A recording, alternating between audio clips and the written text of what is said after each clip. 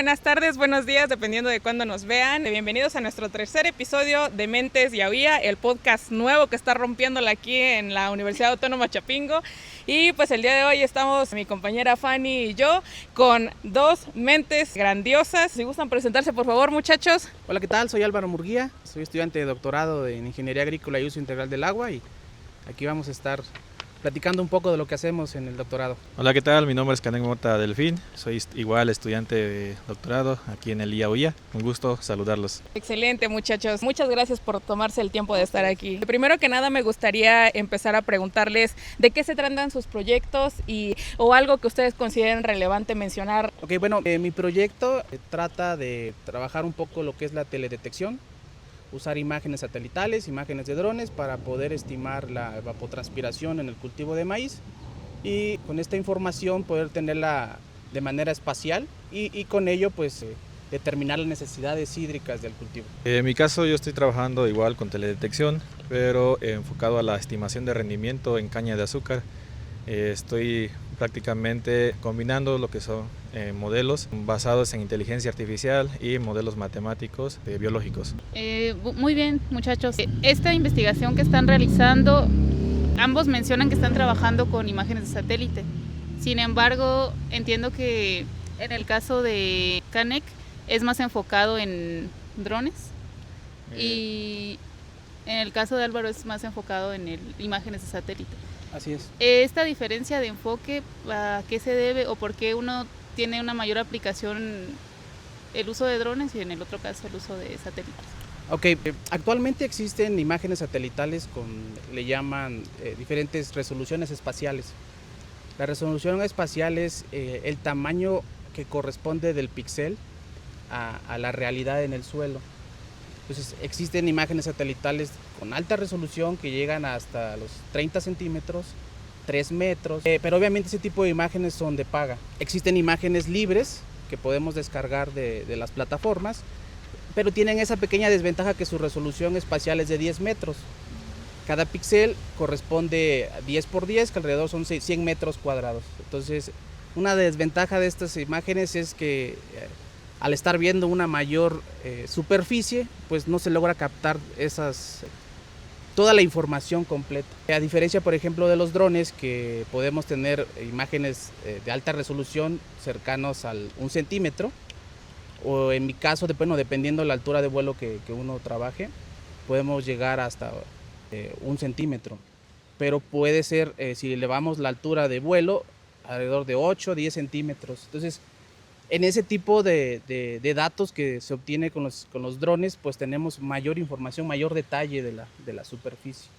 Entonces, yo estoy más enfocado a la parte de imagen satelital, pero lo que yo estoy buscando es no llegar a comprar las imágenes que son de paga, pero usar estas imágenes que son libres y poder mejorarlas con el detalle espacial de los drones. Entonces, ese es el porqué. Por ejemplo, una de las desventajas de los drones es que por cada vuelo que nosotros hacemos, como referencia a 120 metros, podemos mapear alrededor de 70, 80 hectáreas. Si tenemos gran cantidad de baterías, podemos llegar hasta 200 hectáreas. A diferencia, por ejemplo, de las imágenes Sentinel, que cada imagen corresponde a 1 kilómetro cuadrado. Entonces, es kilómetro, sí, más o menos por ahí va. Entonces, mayor es la cantidad de superficie que podemos capturar con un satélite a diferencia de los drones. Como bien lo menciona mi compañero Álvaro, pues ahora sí que mi enfoque va más, estoy más enfocado a la parte de la tecnología de drones, especialmente con drones multiespectrales. ¿Por qué utilizo drones y no satélites? Bueno, en mi caso estoy buscando predecir el rendimiento a nivel de parcela. ¿Qué quiere decir esto? De que yo, por ejemplo, cada metro cuadrado pues pueda obtener qué rendimiento voy a obtener, ¿no? Ahí. Y pues sí, con los drones pues logramos mayor resolución espacial. Y pues en mi caso, como estoy trabajando en cultivo de caña de azúcar y principalmente en la zona donde se está llevando a cabo el proyecto, que es en Veracruz, pues es zona de muy alta nubosidad. Entonces el uso de satélites se imposibilita un poco. Entonces por eso es que los drones como van o se mapea por debajo de las nubes, pues ese no se ve afectado. Entonces es por eso que se usa esta tecnología. Sin embargo, pues no es una tecnología separada de los satélites, de hecho se puede combinar ambas información como lo está haciendo Álvaro. Sí, bueno, me llama mucho la atención, muy interesante la aportación de ambos, pero me llama mucho la atención esto precisamente que comentas de combinar la información de las imágenes de satélite con las imágenes obtenidas con el dron. Esto, digamos, la imagen de satélite tiene una resolución y la imagen del dron tiene otra. ¿Cómo es que combinas esto? ¿Cómo es que puedes empatar esta información? Sí, bueno, existen muchísimos modelos de fusión, o sea, no es algo nuevo que yo esté aportando. Existen un sinnúmero de modelos que lo que hacen es llevar las imágenes satelitales y los drones a la misma escala. En este caso, por ejemplo, los drones alrededor de, por ejemplo, los vuelos que hice, 2024-2025, su resolución fue de 6 centímetros. Pero llevar una imagen satelital Sentinel, en este caso de 10 metros a 6 centímetros, es algo muy complejo y me atrevería a decir que es imposible, debido a que, por ejemplo, las imágenes Sentinel tienen su resolución es de 10 metros.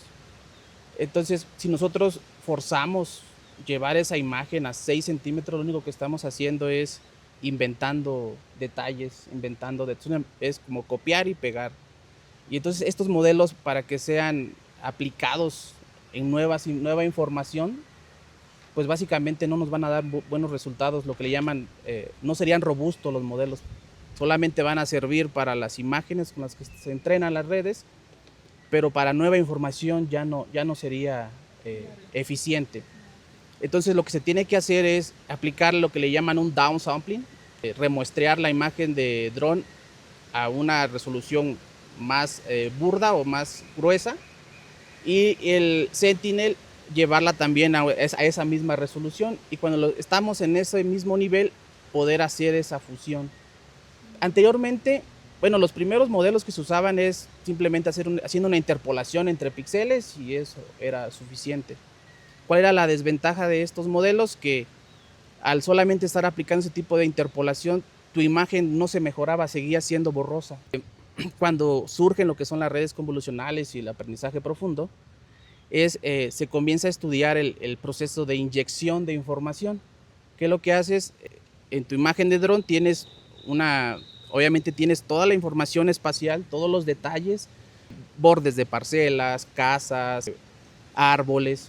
Entonces lo que tú haces es, esa información que tienes de Sentinel, lo que tienes del dron, se la inyectas al satélite y haces ese fusionado. Entonces ahí lo que he estado haciendo pues es tratando de encontrar cuál es la escala en la que se debe de fusionar estas imágenes para tener buenos resultados. También me gustaría abordar, ya que están ahorita hablando sobre las redes convolucionales, desde su punto de vista técnico, ¿qué es lo que realmente aprende la red neuronal convolucional? Ok, las redes neuronales convolucionales forman parte de lo que es la inteligencia artificial actual. Básicamente son arquitecturas o modelos matemáticos, de caja negra se les conoce, que aprenden en base a ejemplos. ¿Okay? Entonces, ¿qué es lo que se hace? Pues básicamente estoy enseñándole a una red cómo es que aprende. ¿Qué es una convolución? Básicamente aplicar filtros a una imagen. ¿Okay? No sé, por ejemplo con Instagram, que luego le ponen filtros de belleza, ¿no? O filtros ahí para eliminar el fondo, cosas de ese estilo. Perritos y todo eso. Exactamente. Esos son filtros que pues se diseñan o se diseñaban anteriormente de manera manual, pero actualmente con el aprendizaje profundo ya nacieron esas redes neuronales convolucionales. Y el convolucional es por esos filtros, que esos pequeños filtros se recorren sobre la imagen y se hace la operación de convolución. Entonces el diseño de esos filtros ya no lo hace uno, sino que la inteligencia artificial o el entrenamiento de la red neuronal se automatiza pues, para que los filtros automáticamente se calculen. Esas son las redes neuronales convolucionales y es la base casi de la inteligencia artificial actual. ¿Okay? Ya ahorita existen otros tipos de modelos, pero pues en un inicio esos fueron. Excelente. Otra cosa que quisiera preguntar es ¿cuáles son los principales retos durante el entrenamiento de estas imágenes y la validación de los modelos de inteligencia que ustedes están utilizando? Para cada uno de ustedes me gustaría que me respondieran esta pregunta. Ok. En mi caso, pues yo quiero estimar el rendimiento, como ya lo he mencionado. Entonces, ¿qué es lo que estoy tratando de hacer? Pues con el uso de imágenes multiespectrales e imágenes térmicas, las quiero meter directamente a una red neuronal convolucional, porque son especializadas para el tratamiento de imágenes, para que me pueda predecir, por ejemplo, cuántas toneladas de caña voy a tener al final de mi ciclo. Y también, fue una propuesta todavía, después predecir la cantidad de azúcar que voy a obtener al final del ciclo. Sin embargo, para entrenar este tipo de modelos, o usar este tipo de inteligencia artificial, digámoslo así, requiere muchos datos, mucha cantidad de datos. Y en la agricultura, uno de los principales problemas es la obtención de los datos, primero que sean bastantes y que también sean confiables. Entonces, como se complica ese tema, a veces los modelos neuronales como que no aprenden muy bien, que digamos, y pues ahí se limita su uso. Entonces, además de usar modelos basados en inteligencia artificial, mi propuesta es usar modelos matemáticos que se conocen modelos biológicos, ¿okay? Donde ya me pueden estimar el rendimiento, por ejemplo, de casi cualquier cultivo. En este caso, voy a usar un modelo para estimar rendimiento de caña de azúcar en base a las condiciones climáticas. Por ejemplo, pues me refiero por ejemplo, a condiciones de temperatura, humedad, radiación solar, condiciones hídricas.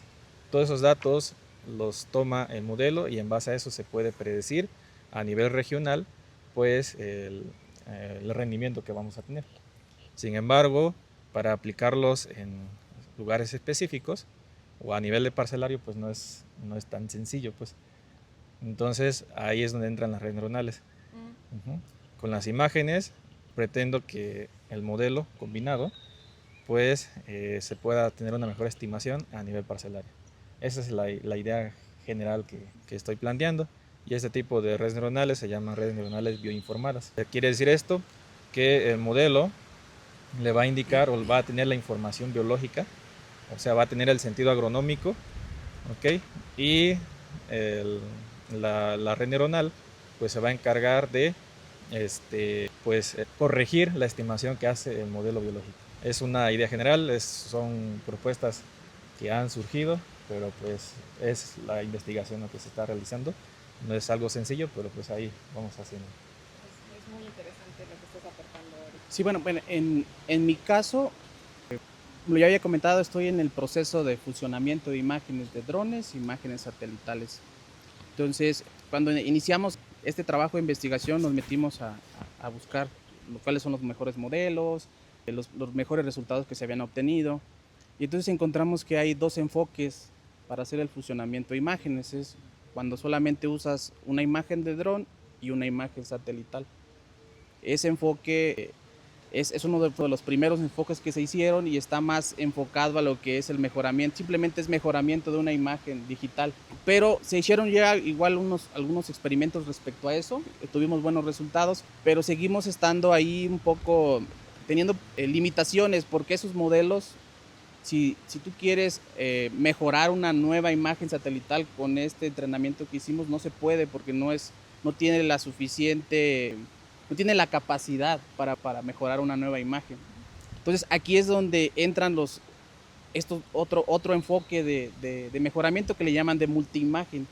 Se usan varias imágenes de satélite para poder llegar a una imagen de dron. Y entonces ese tipo de enfoques son muy buenos porque podemos agregar la parte que le llaman temporal.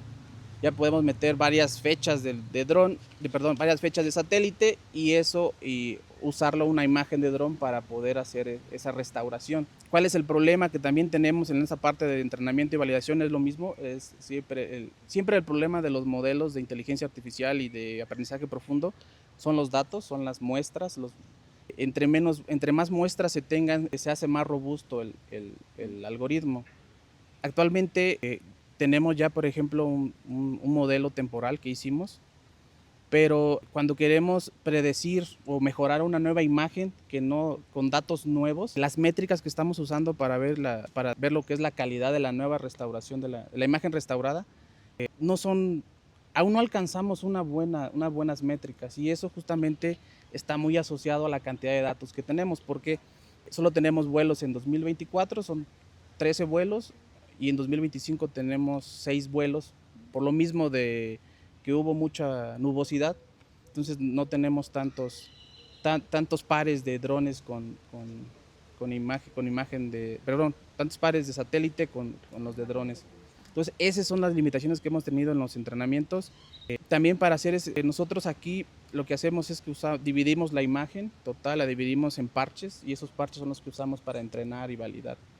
Pero al tener poca información, cuando hacemos la división entre entrenamiento y validación, ese es el problema, tenemos todavía muy pocos datos. Entonces lo que queremos seguir es pues, obviamente tener más información para poder hacer más robustos los modelos. Muy bien, muy interesante esto que ustedes dos comentan. Esto creo que deberían de abordar, bueno, o sea, es un problema que deben de abordar cada uno en sus respectivas investigaciones.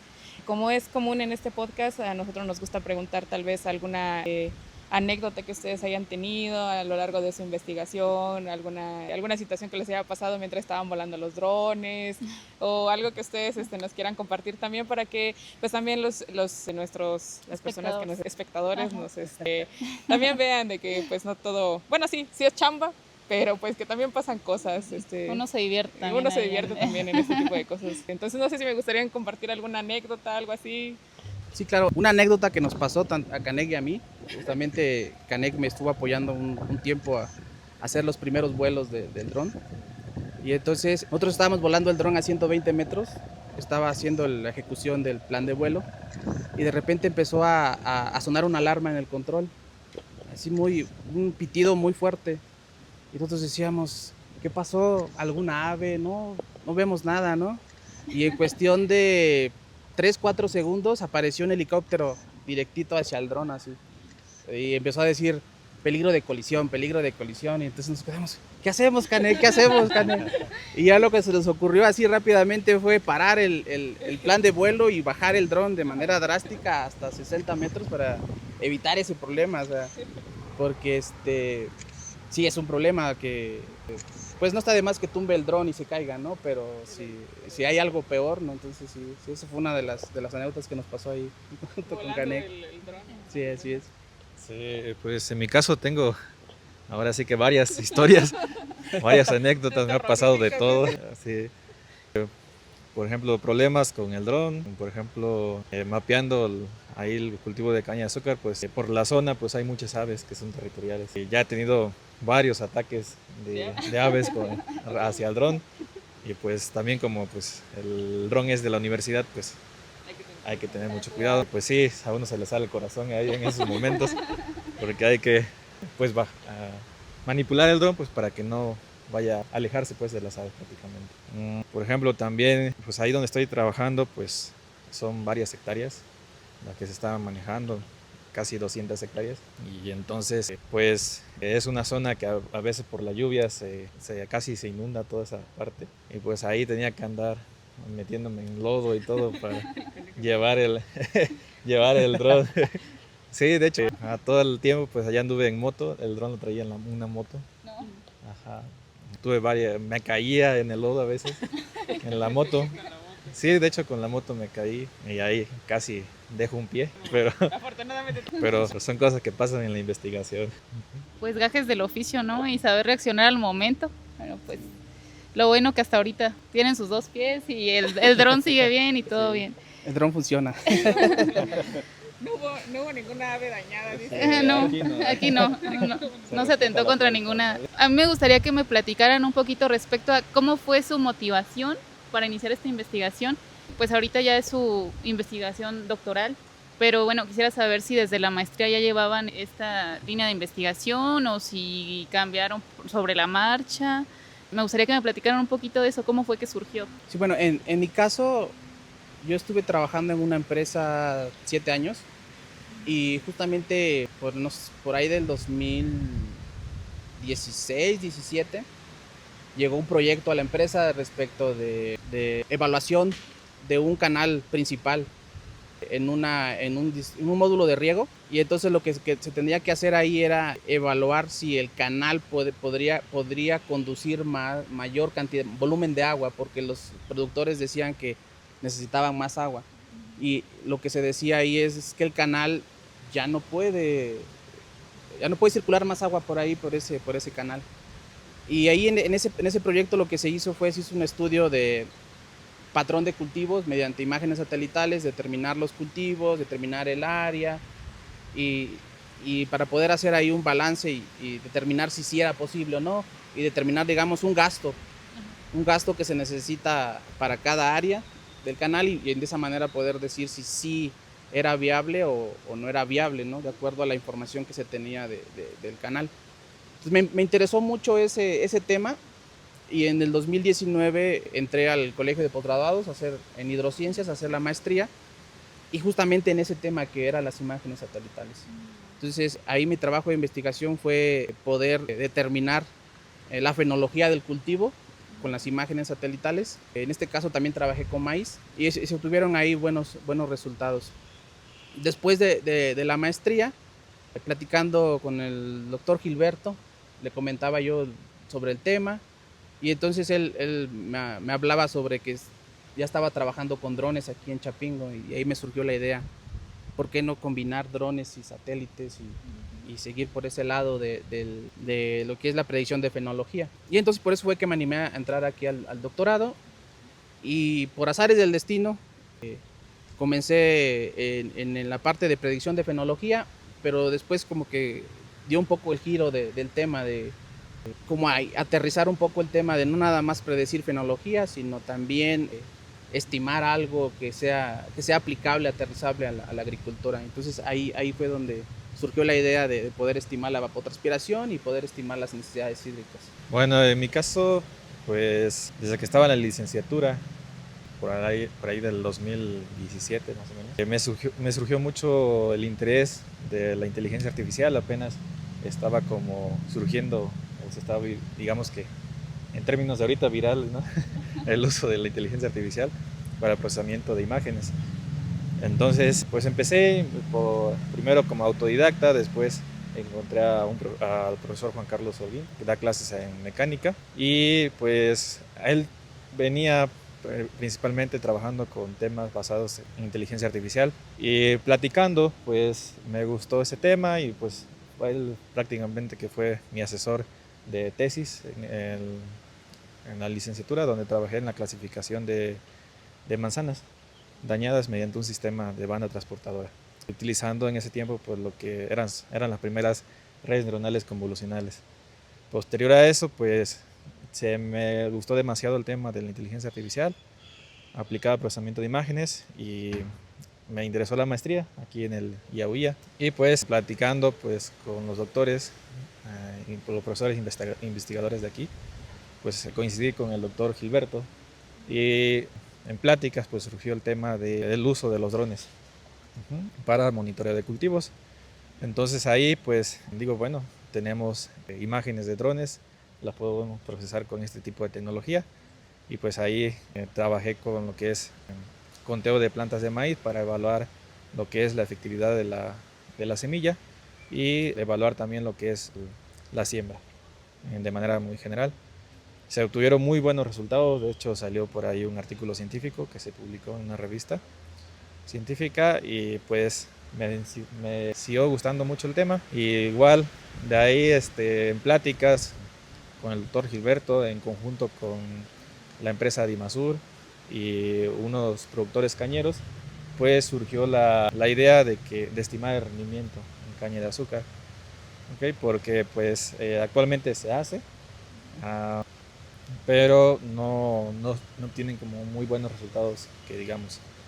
Y la idea general es saber, por ejemplo, cuánto rendimiento voy a tener, ¿okay? Y por ejemplo, posteriormente se quiere trabajar en determinar, bueno, una vez que ya sé cuánto voy a obtener, qué necesito hacer pues, para mejorar ese rendimiento, ¿no? En trabajos a futuro, ¿no? Entonces, entre pláticas, pues dijimos, no, pues iniciemos primero con la estimación de rendimiento. Y pues de ahí surgió la idea y pues es como estamos trabajando. Hablando sobre estas, ya que estás abordando el tema de las aplicaciones que estás teniendo, hablando con productores, creo que algo de lo que se tiene que hablar es sobre cómo esta información que ustedes o estas investigaciones que ustedes están teniendo, cómo van a poder ayudar a los productores agrícolas o cómo entraría esta tecnología ahora para ayudar. Creo que es fundamental entender eso y más objetivamente ustedes, porque pues en algún caso tal vez era muy alejado o muy lejana la idea de usar drones en la agricultura o algo así, pero pues ahora ya es muy común de hecho y utilizarlos pues ya es algo pues muy normal en los cultivos actuales, ¿no? Pero específicamente en sus investigaciones, ¿cómo ayudarían al productor agrícola? Esa es mi pregunta. Bueno, normalmente, bueno, lo que queremos aquí hacer nosotros es aplicar lo que le llaman la agricultura de precisión. Normalmente lo que se hace, se riega hasta que el terreno se encharque. Y entonces es algo complejo también de poder comentar o poder convencer o poder que los productores vean hacia este lado, que el agua cada vez es más escasa. El 70% del agua dulce en el mundo es utilizado para la agricultura. Entonces, si nosotros buscamos ese uso eficiente del agua, podemos reducir consumos de un 40%. Entonces, y se ha hecho en otros países. Se hablaba, por ejemplo, acabamos de ir a un congreso en Chile, donde nos mostraban una empresa grande, una finca grande, que nos decían que aplicando agricultura de precisión, monitoreando la humedad del suelo con imágenes satelitales, están reduciendo sus gastos tanto en uso de fertilizantes, en uso de agua, y están incrementando la productividad, ¿no? Entonces, yo sé que es muy complejo porque la agricultura en México es muy diferente a la agricultura de Chile, a la agricultura de Argentina, a la agricultura de España, ¿no? Pero yo creo que se tiene que hacer algo al respecto porque tenemos que ir buscando la manera de poder ir incursionando en esa agricultura de precisión, a la que le llaman agricultura 5.0. Estamos lejos en México, eso es cierto, pero se tiene que comenzar a hacer algo. En este caso, por ejemplo, mi trabajo de investigación es conocer cómo fue la evapotranspiración del cultivo de manera espacial. Y de esa manera nosotros poder solamente aplicar el agua necesaria, ya no estar aplicando más agua de la que se necesita. ¿Por qué? Porque si aplicamos más agua, lo que pasa es que se infiltra o escurre. Entonces, básicamente se está perdiendo esa agua, ¿no? ¿Y cómo podemos saber cuánta agua necesita nuestro cultivo? Pues determinando la evapotranspiración. Y si lo sabemos de manera espacial, pues podemos, bueno, no sé si existe ahorita algún sistema de riego que te pueda hacer la aspersión, que por ejemplo que haya cañones que puedan variar su velocidad de avance para ir cambiando esa aplicación, que se haga una aplicación variable de agua en la parcela, ¿no? Pero yo creo que sería muy buena información saber cuánta agua necesita mi parcela, ¿no? Y en base en eso solamente aplicar esa agua. Sí, pues como lo menciona aquí Álvaro, pues ahora sí que estamos trabajando bajo el enfoque de la agricultura de precisión. No solo la agricultura es diferente, ¿no? en diferentes partes del mundo, sino que inclusive en la misma parcela tenemos variaciones. Es decir, no hay una uniformidad. ¿Okay? En el campo espacialmente todo es variable. Entonces el enfoque de la agricultura de precisión pues es eso, analizar la variabilidad que hay en la parcela, por ejemplo, y a partir de esa variabilidad tomar decisiones. ¿Okay? Pero decisiones inteligentes, ¿no? Y aquí entra lo que es el enfoque de la agricultura inteligente también, donde buscamos, por ejemplo, en mi caso, estimar rendimiento de manera espacial, pero posteriormente pues para saber, por ejemplo, qué es lo que está sucediendo en mi cultivo, ¿no? Por ejemplo, puedo analizar, por ejemplo, el efecto que tiene una plaga en mi rendimiento final, por ejemplo, qué pasa si en una zona no nació la planta. Okay, todo eso lo podemos monitorear y tomar decisiones informadas en base a eso.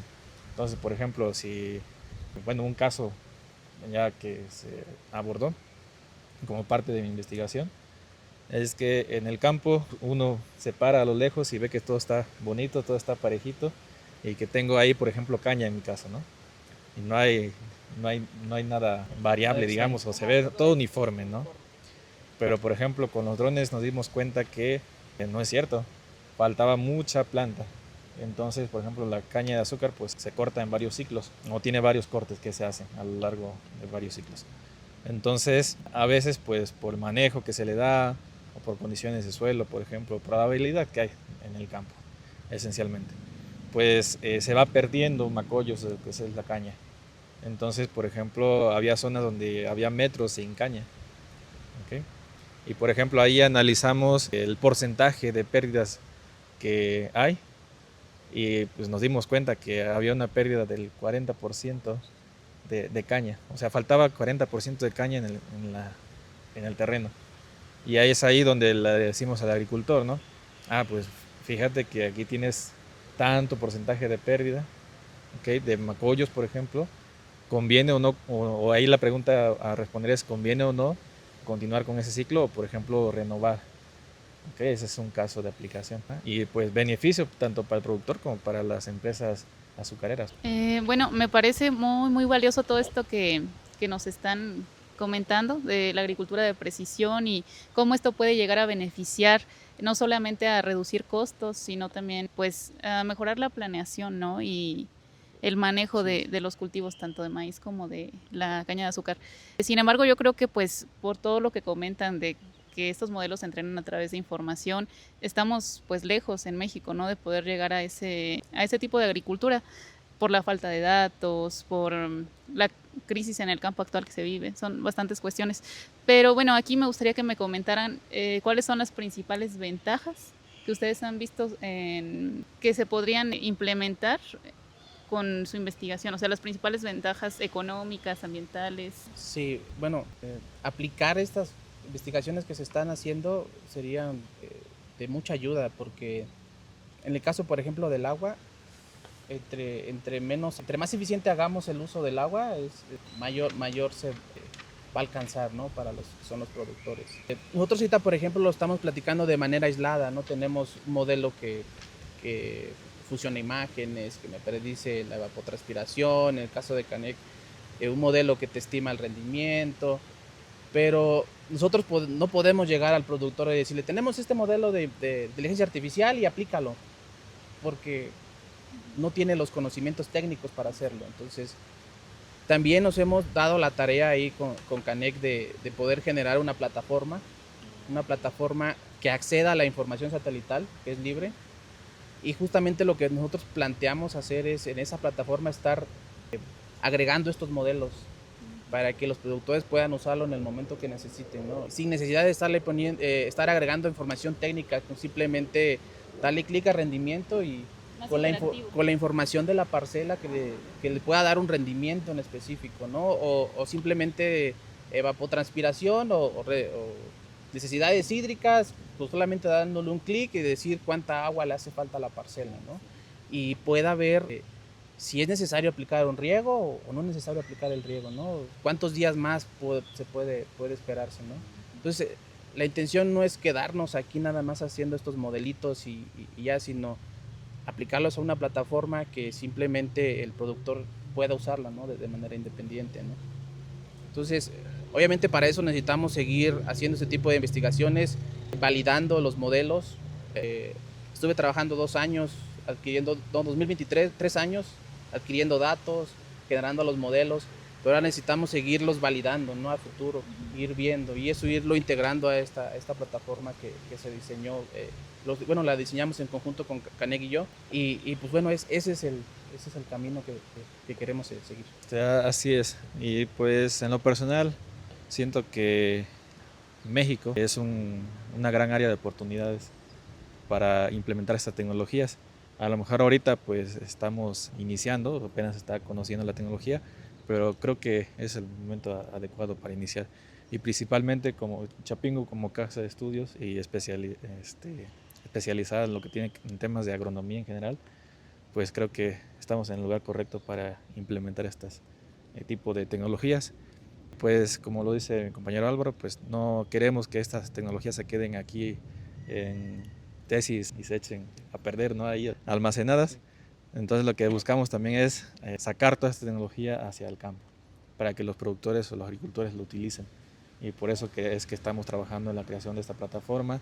Ya tenemos por ahí algunos resultados para empezar a aplicarlo, ¿no? Entonces cada cosa que vamos sacando, vamos desarrollando, la pretendemos implementar. Justamente ustedes se adelantaron a la pregunta final, casi para ya cerrar el podcast, que era pues cómo veían a futuro o qué proyección tenía a futuro su proyecto. Pero esto de la plataforma me parece algo pues increíble, la verdad. Y si en algún momento o si ya está disponible, pues o nos la pudieran compartir cuando esté finalizada o algo así para que los productores puedan hacer uso de ella y nosotros darle un poco de difusión, estaríamos muy agradecidos. La verdad, y muchas felicidades, muchachos, por todo esto. Creo que la pregunta pues está de más, de cuál era la proyección a futuro. Entonces, me gustaría preguntarles, como por último, es ¿qué te ha dejado después de tantos años de estudiar pues la maestría y el doctorado ahora y de su proyecto y estos temas de inteligencia artificial, de teledetección y de manejo y todo esto? ¿Qué les ha dejado a ustedes personalmente? No, bueno, también la universidad, todo, algo que quieran comentar. Pues a mí me han dejado canas, problemas en casa. Principalmente. No, de esas no, ¿verdad? De esas no, ¿verdad? También, problemas. Sí, casos intestinales, ataques de ansiedad, entonces bueno. Dolor en la espalda. Entonces, sí, claro.